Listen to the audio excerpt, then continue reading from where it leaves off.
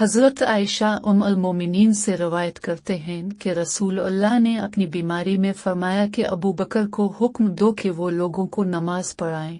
हज़रत आयशा का बयान है, मैंने अर्ज़ किया कि अबू बकर आपकी जगह खड़े होंगे तो लोग उनके रोने के सबब से उनकी आवाज़ न सुन सकेंगे, इसलिए आप हज़रत उमर को हुक्म दे के नमाज पढ़ाएं।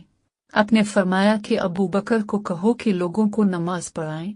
आयशा का बयान है कि मैंने हिफ्सा से कहा कि तुम नबी से अर्ज करो कि हज़रत अबू बकर जब आपकी जगह पर खड़े होंगे तो उनके रोने के सबब से लोग उनकी आवाज़ सुन न सकेंगे, लिहाजा उमर को हुक्म दीजिए कि वो नमाज पढ़ाएं। चनाचा हिफ्सा ने ऐसा ही किया तो रसूल अल्लाह ने फरमाया कि तुम यूसुफ की साथी औरतें हो, अबू बकर को हुक्म दो कि लोगों को नमाज पढ़ाएं। हज़रत हिफ्सा ने हज़रत आयशा से कहा कि मैंने तुमसे कभी कोई भलाई नहीं पाई। नसरी से रवायत करते हैं, मोहम्मद बिन जबीर बन मुतम ने भी इसका जिक्र किया था कि मैं मालिक के पास गया, इनसे पूछा तो उन्होंने बयान किया कि मैं चला ताकि हज़रत उमर के पास जाऊं।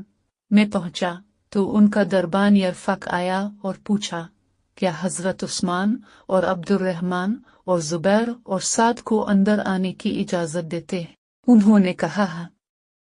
चनाचा वो लोग अंदर आए, सलाम किया और बैठ गए। फिर यरफक ने कहा कि हज़रत अली और हज़रत अब्बास को इजाज़त देते, इन दोनों को भी अंदर आने की इजाज़त दी।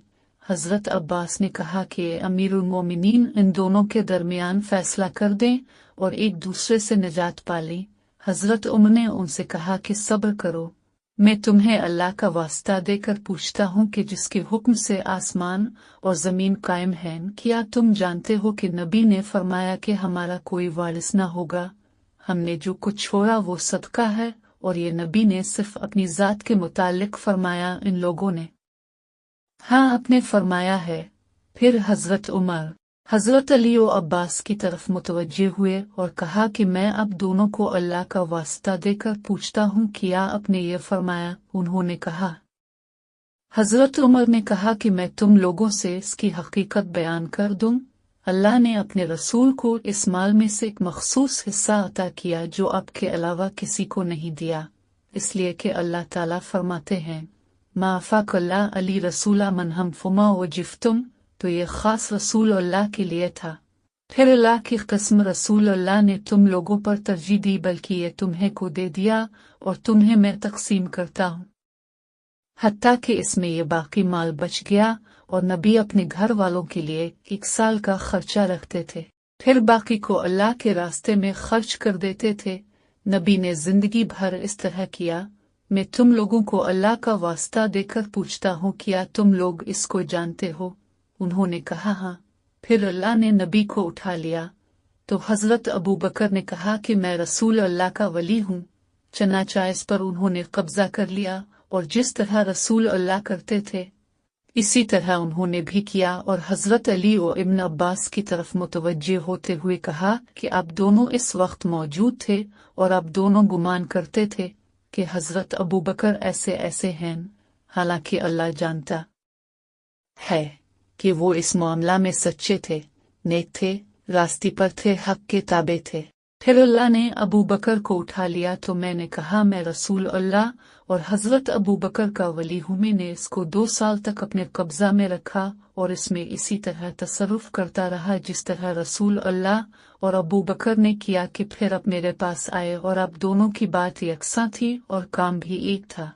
अब अपने भतीजे के माल से हिस्सा मांगने आए और ये अपनी बीवी का हिस्सा अपने वालिद के माल से मांगने के लिए आए, तो मैंने कहा कि अगर आप दोनों चाहते हैं तो मैं आपको इस शर्त पर दूंगा कि आप अल्लाह के अहद व मीसाक के मुताबिक इसमें अमल करें, जिस तरह रसूल अल्लाह और हज़रत अबू बकर करते थे और जिस तरह मैं अपने कब्जे में लेने के वक्त से अमल करता रहा हूँ, वरना फिर इस मामले में मुझसे गुफ्तगू न कीजिए।